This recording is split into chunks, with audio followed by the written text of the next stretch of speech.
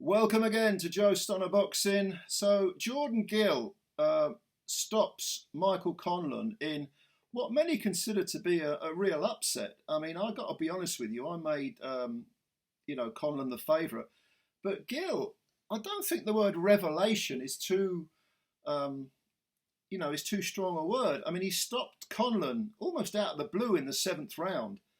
Conlan was also down in the second and was quite heavily down as well. Um, and if I have a complaint about Gill's performance, it's that he was almost too calm and a little bit too reserved, too conservative with his output. And as a result, I was giving Conlan rounds, but you always felt as the fight went on that there was a chance that, Gill he had something in him that he was sort of holding back that was going to suddenly explode and stop Michael Conlan in front of his own, Belfast crowd. And that's precisely what happened. I did feel, I mean, this was a 12 rounder for one of the WBA's silly belts, but I did feel that he was giving rounds away, though. I mean, the fight started, and the first round, I thought Conlan was winning it, the first round.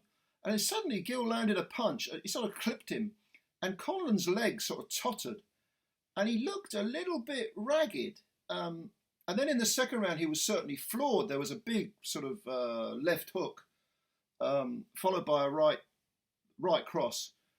And that combination put Conlan down quite heavy. He got up and his legs were shaky, but he rode out the round. And then he kind of settled back into it because Gill was sort of, he stood off, and he clearly had the heavier hands, even though he has, quite a low percentage of knockouts. He's got 28 wins now, only 9 are by knockout, plus the 2 defeats, which are both stoppages.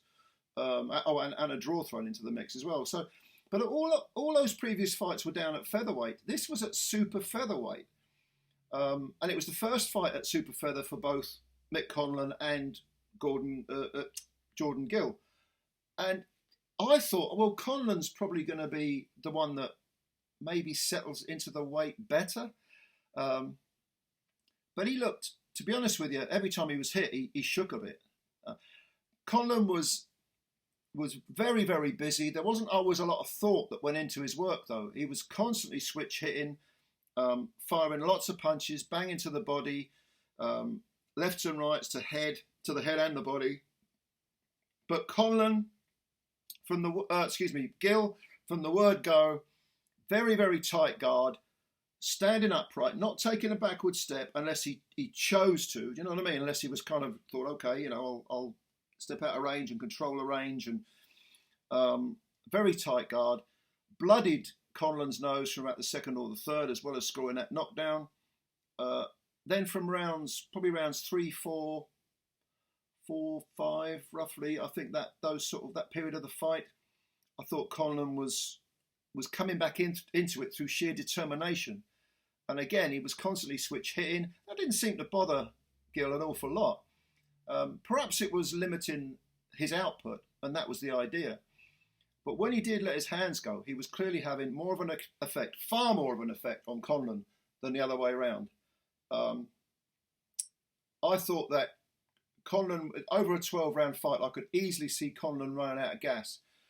But the way the fight ended in the seventh, suddenly Gill landed a hurtful punch. I think it was a right hand, pushed Conlan back into a corner, let his hands go. There was some of them were threading through the guard. Conlan has never really had the tightest guard in his whole career.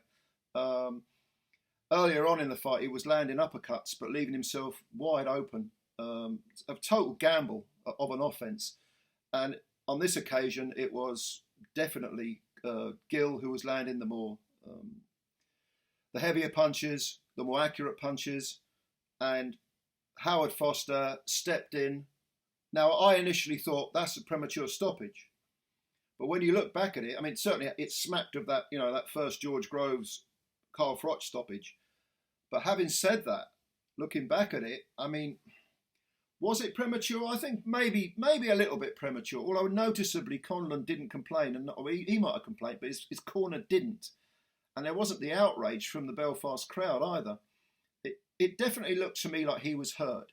But then he'd been hurt every time he was clipped, Conlan, to varying degrees. But the composure of Gill to go into Conlan's, in front of Conlan's Belfast crowd in his hometown, and to come out with such a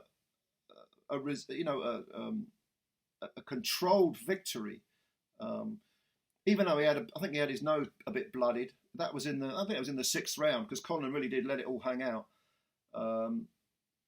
Despite that, I mean, it just looked to me like he was probably waiting for the second half of the fight. That's the impression I got anyway. As it happens, he ended it in the 7th.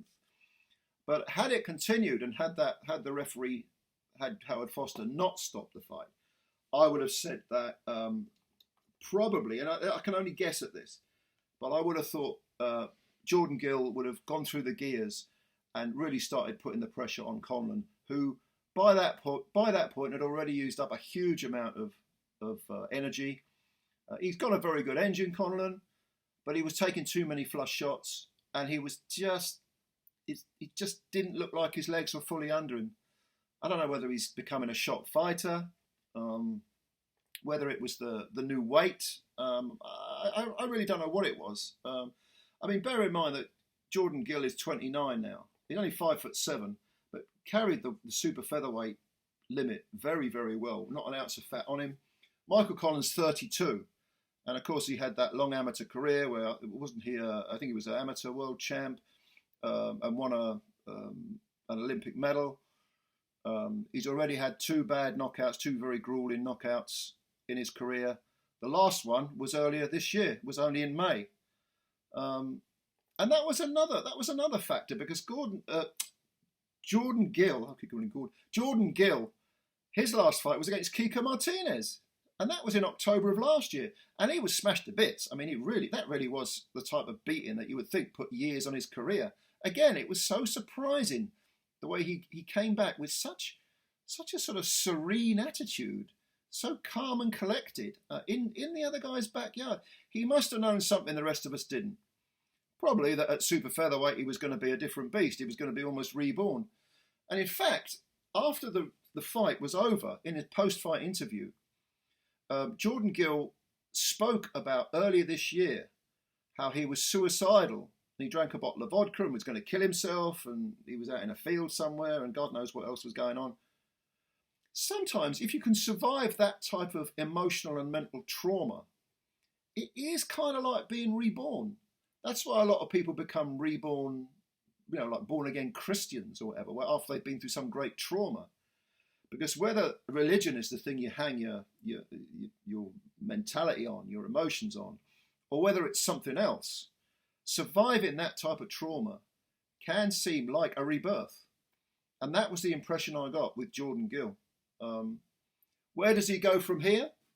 I mean, 29 years old is not old. He's got this WBA thing. Eddie Hearn spoke about getting him a world title shot. Okay, fair enough. If not, then why not, another 12 rounder at super feather? This is, after all, his first fight at super feather. He looks the part, no doubt. But you got Joe Cordina, who's IBF champ. That'll be a great fight. Yeah, I mean, there's options for him. But make no mistake about it, it's not just him that's been reborn again. It's his career. And this is definitely, he was the underdog in this fight. As for Mick Conlan at 32, he does look like he's past, he's over the hill. He does look like, I'm trying to avoid the word shot, but he does look like something's missing. Something's really missing now. Maybe he needs to call it a day. I don't know. It's up to him, of course. But yeah, what did you think of this fight? Did you watch it? Did you enjoy it? Are you surprised, like I am, that Jordan Gill not just won, but won in the manner in which he won? What do you think's in the future for Jordan and for Mick Conlan? Do you think Conlan should retire or maybe go again? Leave all your comments below. Subscribe to the channel if you're new, and hit the like button. It takes a second to subscribe, and you'll be doing us a big, big favour. Thanks for your time as always. I'm looking forward to reading your comments, and bye for now.